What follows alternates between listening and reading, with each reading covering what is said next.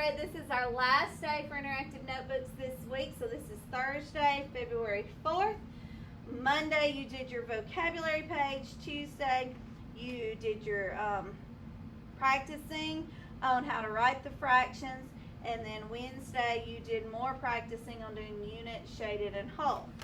So you have a last page for this week is identifying fractions in a word problem. So they're not always going to draw these cute little pictures for us, just have to count. Sometimes we have to make fractions by using words. So let's look at Susie. Susie's mom baked 12 cookies. I'm going to underline that number. She ate 3 for a snack.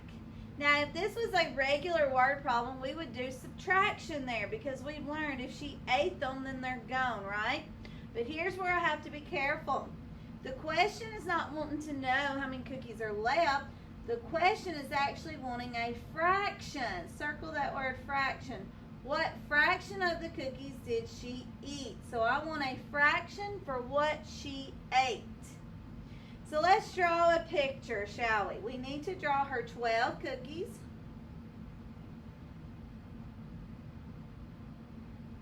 So I simply put 12 circles. Those are my cookies. She ate 3, so I'm going to shade 3. I don't have to shade them side by side.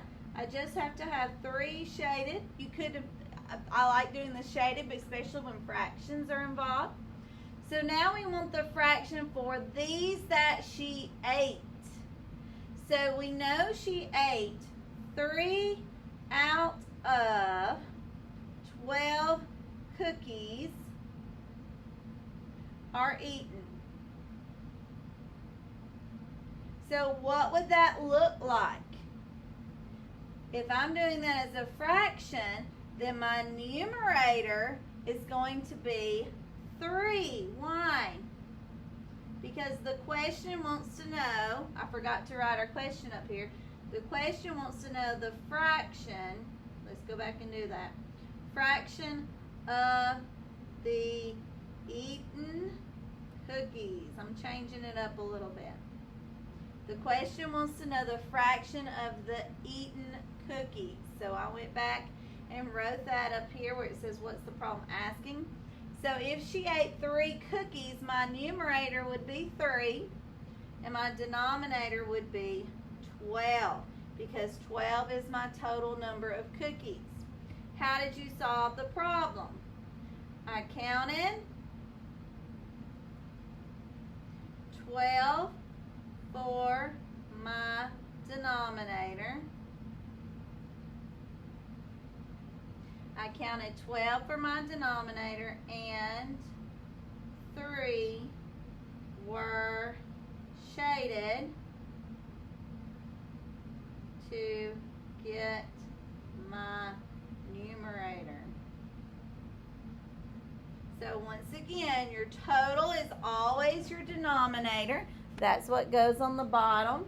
And then your numerator is what you want. That's what the question's asking. The question wanted to know the fraction she had eaten.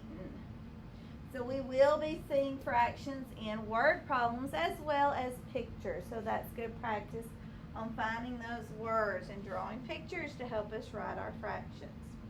All right, that will conclude your interactive notebook for this week. Please study those pages, especially your vocabulary. And be familiar with numerator, denominator, and unit fractions.